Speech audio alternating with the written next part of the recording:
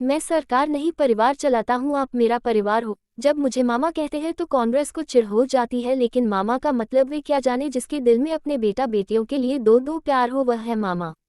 ये रिश्ते दिल से बनते हैं। मेरी बहनों को कई बार हाथ फैलाने पड़ते थे, परेशान रहती थी, तो मेरे मन में विचार आया कि बहनों की तकलीफ को दूर किया जाए, इसलिए मैंने लाडली बहना योजना बनाई है। अब आगे हमारा लक्ष्य है प्रत्येक परिवार एक रोजगार, ताकि कोई भी परिवार भूखा ना रहे। उक्त आशय की बातें प्रदेश के मुख्यमंत्री शिवराज सिंह चौहान ने 10 नवंबर को भरवेली में बालाघाट विधानसभा भाजपा प्रत्याशी गौरीशंकर बिसेन तथा परसवाड़ा विधानसभा के भाजपा प्रत्याशी रामकिशोर कावरे के लिए विजय संकल्प आशीर्वाद सभा के दौरान जनसमुदाय को संबोधित करते हुए कही।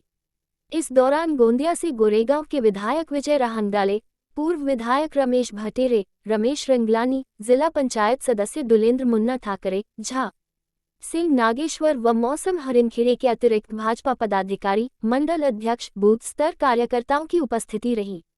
अपने उद्बोधन में प्रदेश के मुखिया शिवराज ने कहा कि हमें जनता की जिंदगी बदला है, ये भाजपा की सरकार है, मोदी जी के नेतृत्व में देश आगे बढ़ रहा है। मैंने लाडली बहना योजना शुरू की जिसकी देश में धूम मची हुई है। अभी 1250 रुपये दिए जा रहे हैं, बढ़ाकर इसे 3000 रुपये तक दिया जाएगा। पहले शर्त ये थी कि 21 साल उम्र की बहनें हों और विवाहित हो, लेकिन अब सरकार बनेगी तो ये बंधन समाप्त किया जाएगा और 21 साल की मेरी बहनें जो अविवाहित भी होगी तो उसे पैसा दिया जाएगा।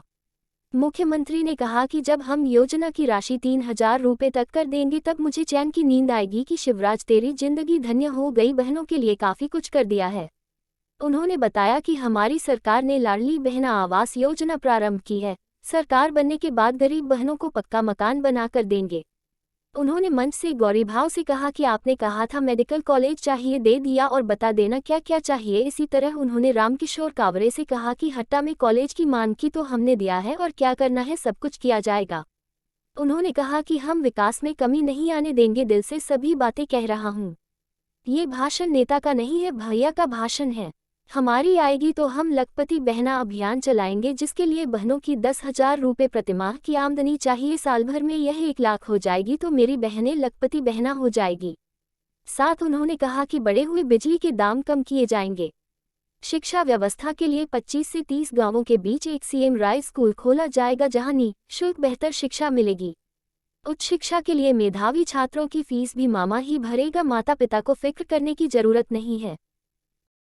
सिलेंडर 450 में ही देंगे और बिजली के जिनके बड़े बड़े बिल आ गए, कई जगह लोगों ने मुझे बताया, उनके बिजली के बिल मैं भरवाऊंगा और गरीब और निम्न मध्यम वर्गीय परिवारों को 100 रुपया महीना बिजली का बिल आएगा। जो कष्ट है उससे मुक्ति दिलाएंगे। और मेरे बेटा बेटियों, मैं तुमसे कहना चाहता हूं, तुम्हारी पढ़ाई, तुम्हारी शिक्षा, सीएम राय स्कूल हम बना रहे हैं। यहाँ कहाँ कहाँ बन रहा है सीएम राय? रामकिशोर रजेगांव, परसवाड़ा, अपने यहाँ भाव तुलसीधाम और बालाघाट। अब दोनों क्षेत्रों में 10-10 सीएम राइज स्कूल बनाएंगे हम। अब अपनी कल्पना है कि 25-30 गांव के बीच में एक CM rise school, lab, library, smart class, और बस लेने जाएगी, बस छोड़ने जाएगी।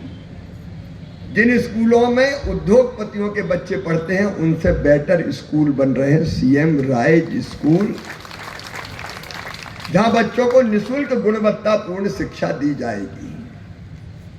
और मेरे बेटे बेटियों, निःशुल्क, पैसे नहीं लगेंगे, निःशुल्क, बस के भी पैसे नहीं लगेंगे। और अच्छी पढ़ाई करोगे तो 12वीं में अच्छे नंबर लाते हैं, मामा लैपटॉप देता है।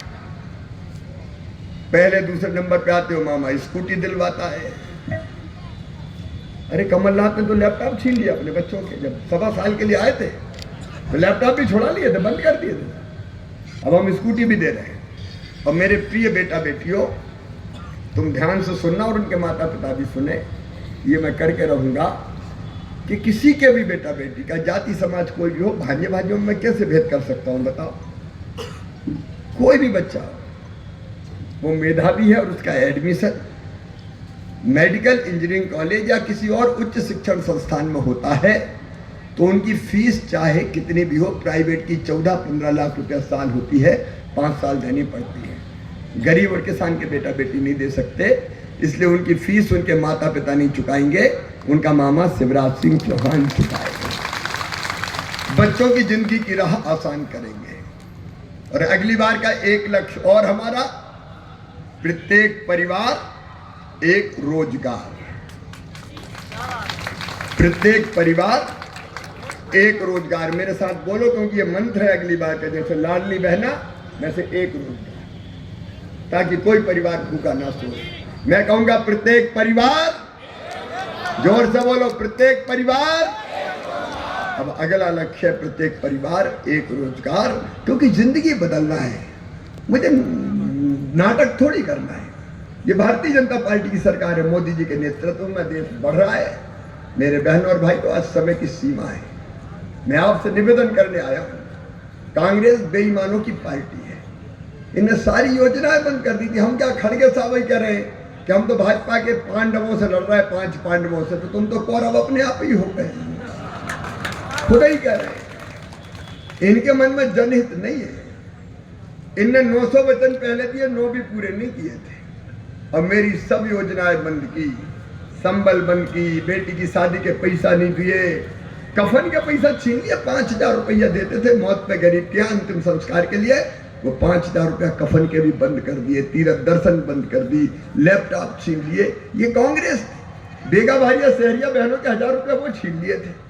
मेरी बहनों याद रखना, अगर भैया भाऊ रामकिशोर रहेंगे तो ये लाडली बहना योजना है। कांग्रेस आ गई तो ना लाडली बचेगी ना बहना बचेगी। ये सबसे पहले ताला लगाएंगे कि बंद करो।